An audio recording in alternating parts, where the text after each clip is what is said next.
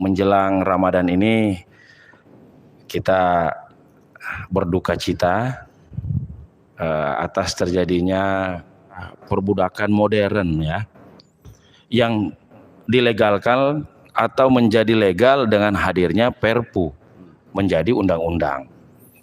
Ya memang kita sangat miris. Sudah puluhan tahun kita merdeka, rakyat masih saja selalu harus berjibaku untuk mencari keadilannya, keadilan yang dapat dinikmati bersama-sama. Namun di sisi lain kita juga tetap diperhadapkan dengan film-film yang dimana ceritanya tidak berujung kepada happy ending, tetapi justru yang berada dan memperjuangkan kebenaran, keadilan, kesejahteraan untuk secara umum itu masih dikalahkan oleh kelompok-kelompok yang memang juga membingungkan kita dari sisi kewarasan, ya, kewarasan secara manusiawi tentunya, karena apa yang kita hadapi saat ini diperlihatkan bagaimana penindasan itu di depan mata dan dianggap bahwa penindasan itu adalah sesuatu hal yang lazim, yang khawatir nanti justru karena dia lazim akhirnya dijadikan sebagai sesuatu hal, padahal lazim itu belum tentu benar. Nah, pertanyaan tadi Pak Pres, ya saya pikir semua para pakar yang menyatakan bahwa disahkannya Perpu menjadi undang-undang itu bagian daripada wujud hukum kita yang memalukan. Ya. Untuk memalukan ya. Untuk negara sebesar Indonesia yang menjadikan Indonesia negara ini sebagai negara yang berdasarkan hukum. Ya. Tentunya ketika disepakati bahwa negara Indonesia adalah negara negara demokratis yang menjunjung tinggi asas hukum, tentunya itu telah dipikirkan secara matang bahwa seluruh lapisan masyarakat, baik kalaupun misalnya memang kita menggunakan skala mulai dari yang paling bawah sampai yang paling atas, harusnya patuh, tunduk dalam menjalankan segala putusan yang ada.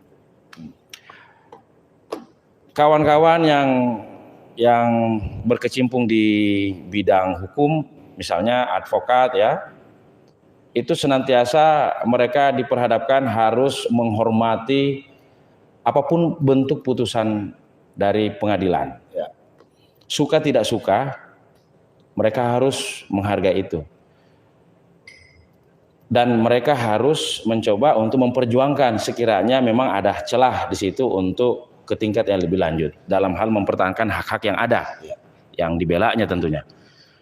Namun akan menjadi dilema atau paradoks karena yang akan diperjuangkan itu menjadi kecil karena yang menjadi tuntutan kita adalah ditegakkannya hukum. Ya. Dan yang menjadi tuntunan adalah orang-orang yang menjalankan hukum. Ya. Ternyata pucuk kepemimpinan Indonesia, yakni presiden dalam hal ini, berdasarkan daripada pemahaman kita secara sederhana dan pemahaman para pakar-pakar hukum, baik akademisi maupun praktisi, konyol ya. Konyol kita untuk berbicara hukum di Indonesia. Karena kenapa konyol? Karena kalau saya sih mengatakan kalau kita bicara konyol itu berarti apa yang kita bahas itu tidak ada, memulai dari awal sampai akhir itu tidak ada apa-apanya. Cuma sekedar obrolan saja. Padahal bayangkan saja kalau suatu negara seperti Indonesia hukumnya itu kita ragu bahwa apakah itu bisa ditegakkan atau tidak. Kenapa konyol ya? Karena tadi ini bukan persoalan materinya, tetapi ini bagaimana pemimpin itu memberikan contoh kepada siapa yang dipimpin. Sangat pantas memang. Jadi ini tadi ada bahasa people power dan segala macam. Saya pikir itu sangat masuk akal, sangat logis. Karena ketika berbicara bagaimana memperjuangkan suatu hak keadilan di dalam konteks perjuangan untuk mendapatkan itu dalam konteks penegakan hukum, gimana mau dapat kalau seperti itu? Itu sia-sia. Kita ini ibaratnya disuruh bermimpi tapi dilarang bangun. Kita dilarang bangun, ya. Padahal itu mimpi yang sangat ideal karena falsafah kita Pancasila semuanya mengatur tentang itu. Jadi negara apalagi ini dagelan-dagelan yang memalukan itu dan kekonyolan-kekonyolan itu terjadi karena diciptakan oleh orang-orang yang tidak punya rasa malu dan memang berwatak konyol. Berwatak konyol Ya. Karena semua kan tidak sesuai lagi bicara hukum sebagai panglima. Apa ini hukum sebagai panglima? Kalau presidennya, kemudian lantas DPR RI-nya malah memberikan contoh yang tidak bagus dalam hal pelanggaran hukum. Ini pelanggaran hukum berjamaah loh. Ya. Saya sepakat itu. Apapun yang kawan-kawan sampaikan dengan kondisi yang ada, karena mestinya pemerintah bahu-membahu dengan rakyat untuk mencapai tujuan bersama. Kalaupun ternyata ada retorika ya yang sifatnya diplomatis, saya pikir itu mungkin ke persoalan-persoalan internasional lah ya. Tapi kalau untuk antara pemerintah dengan rakyat, maka yang harus terjadi adalah transparansi dan kejujuran tentang kondisi yang sebenarnya. Kalau saja yang dituntut oleh rakyat ini kan persoalannya adalah persoalan sedari dulu kita masih memperjuangkan keadilan, kesejahteraan agar dapat dirasakan oleh seluruh lapisan dengan sesuai skalanya misalnya.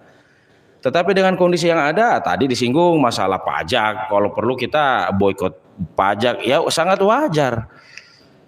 Bayangkan saja bagaimana mimpi-mimpi yang disebarkan oleh pemerintah bahwa kita kaya, bagaimana saya masih ingat uang 11.000 triliun, bahwa kita tidak kolaps dalam hal keuangan neraca. Terus bagaimana dengan, saya juga sempat baca bagaimana Mahfud mencoba untuk mengutip kalimat mantan ketua KPK Abraham Samad yang menyatakan bahwa jika saja korupsi itu diperangi dan sampai tidak terjadi, maka 20 juta per bulan, kurang lebih seperti itu, dapat diberikan oleh setiap individu yang menjadi warga negara Indonesia setiap bulannya. Luar biasa loh. Korupsi lawan kita. Tetapi jiwa-jiwa, perilaku-perilaku koruptif masih dijalankan dan itu dipertontonkan. Koruptif itu tidak saja hanya dalam bentuk, karena kita juga tidak akan bisa lihat siapa yang memberi, siapa yang menerima. Ya, dalam konteks persoalan undang-undang yang ada, saya menganggap bahwa terjadi koruptif atas jiwa dalam hal mengedepankan keadilan dan kesetaraan, kesejahteraan untuk rakyat yang dilakukan oleh pemerintah. Pemerintah bersikap koruptif di sini. Dengan tidak menjalankan putusan MK, saya katakan koruptif karena sesuatu hal yang buruk yang mestinya dia tidak perlu lakukan itu. Ya, kalau kita berbicara atas nama rakyat, tapi kan ternyata tidak. Investasi yang dislogankan sebagai sesuatu hal untuk kepentingan rakyat, toh juga kemarin ribut-ribut Jawa Barat yang memiliki investasi yang sedemikian tinggi, ternyata hitungan untuk kenaikan upahnya pun sama seluruh Indonesia. Terus di mana letak kesetaraannya? Begitu. Pajak yang semua orang bayar saat ini ditingkatkan, pekerja-pekerja ketika mendapatkan gaji dengan perhitungan-perhitungan tertentu membayar pajak, ternyata pajaknya diselewengkan. BPJS kalau tidak dibayar iurannya oleh pekerja baik mandiri maupun pada saat dia bekerja oleh perusahaan, bukan main aturannya. Tetapi ternyata manfaatnya kita masih bisa juga melihat bagaimana manfaat itu tidak diberikan, tidak didapatkan secara optimal bagi yang membayar. Jadi terlalu banyak persoalan kita, Daeng, Bung Niko, Indonesia ini ya koruptif dalam segala hal.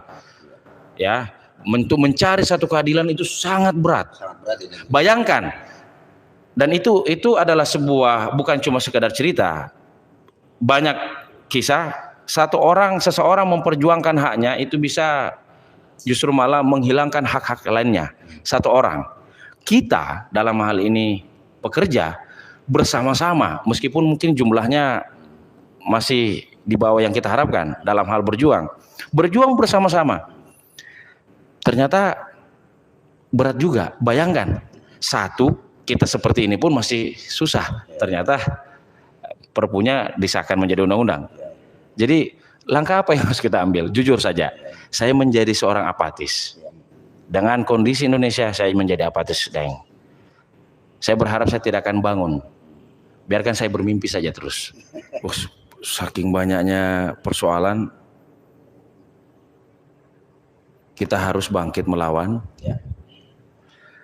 Seluruh jargon-jargon tentang investasi, ya, segala tindakan yang dilakukan atas nama rakyat oleh pemerintah itu tidak akan tercapai. Jangankan berhasil, optimal pun mungkin tidak. Jika budaya koruptif dipertontonkan secara massal dan masif, penegakan hukumnya juga tidak tercermin, bahkan tergradasi, ya. Lalu saya sepakat tadi kalau negara tidak akan berdiri jika negara ini dikuasai oleh para maling. Dan para maling kita berikan penafsiran adalah bagi yang berkuasa dalam hal ini baik eksekutif maupun yudikatif maupun legislatif.